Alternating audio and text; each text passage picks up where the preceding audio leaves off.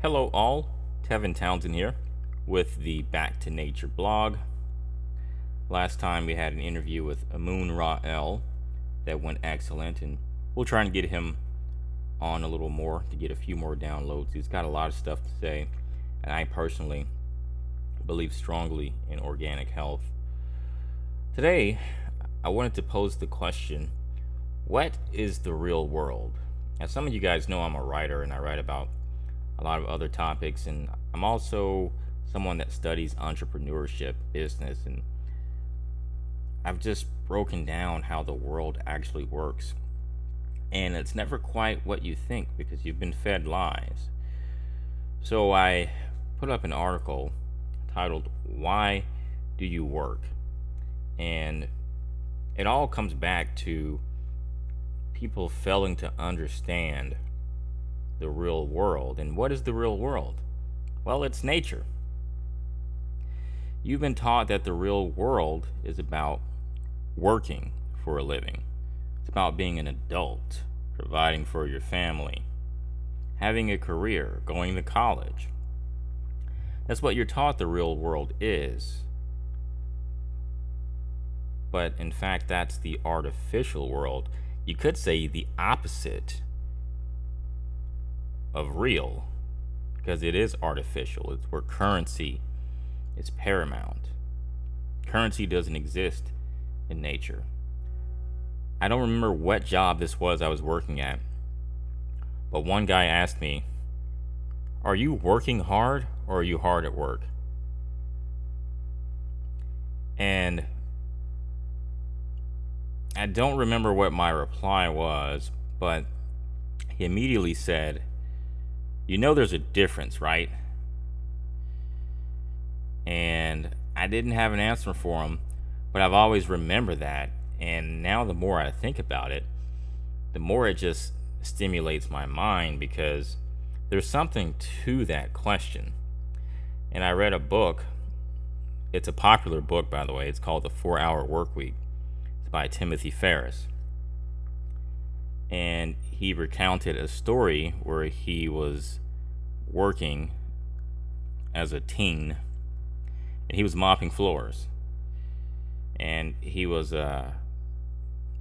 entrepreneurial minded, kind of like myself. And he saw a process that was inefficient. He saw a way of improving that process. So he concocted his own method for mopping the floors faster and with less effort. And so this meant the business owner could save time, money, labor. It was a complete benefit because it was the same quality work. Well, when the owner found out, he didn't like it at all. The owner felt that Timothy was cheating. He felt that Timothy didn't understand the true meaning of hard work because of it.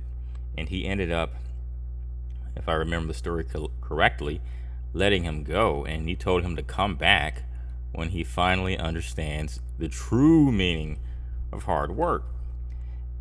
And I do know that we live in a society where hard work is depicted as getting home with no energy, lifeless, right? Getting home with sore feet, getting home after a stressful day of work. And if that's what hard work is, would anyone ever choose to work hard? And so you ask yourself, you have to ask yourself on a basic level, why do you even work? People just assume what they've been told is the way of life. They assume it's the real world. But once you start to ask these questions, which no one just bothers to ask, which is strange to me, because if you work for a living, you're working 40 hours a week, 8 hours a day, you're giving a third of your life to something. And no one has ever bothered to really investigate it. They investigate it, but they don't go far enough, I'd say. Most people are caught up in what's called the rat race. They're trying to figure out how to make the best living possible within a closed system.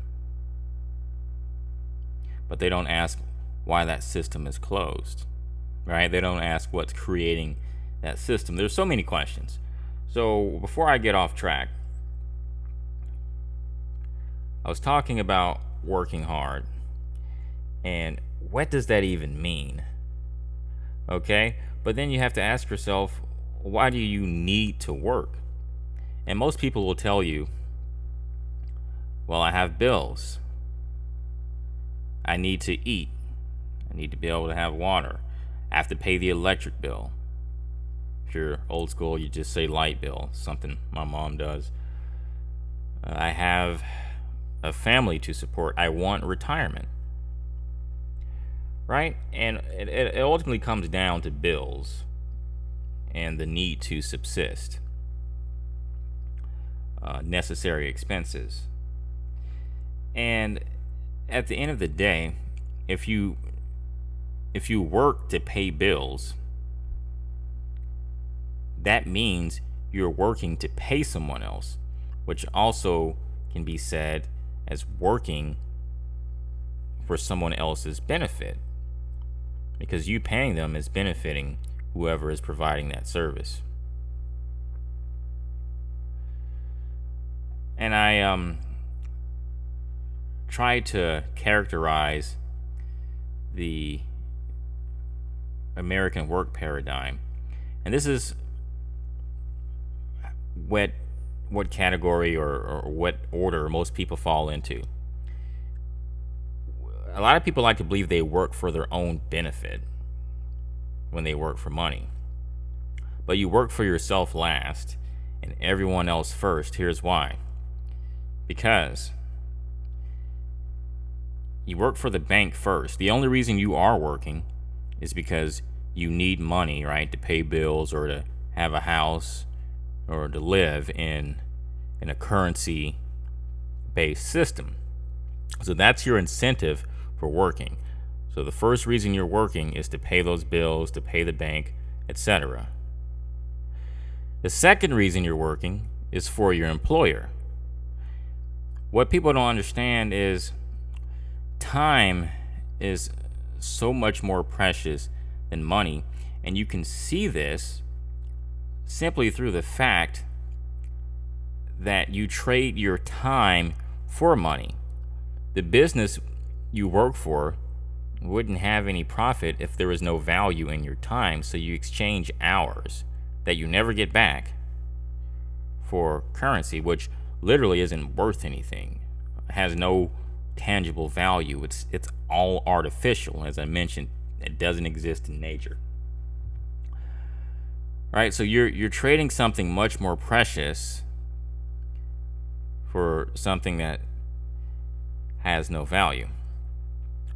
All right, so you're working for your employer second for their benefit, and then third, you work for the IRS because they're going to automatically, take 30% out of your paycheck. Or if you go exempt, and you'll eventually pay for it because they will come after you many other ways.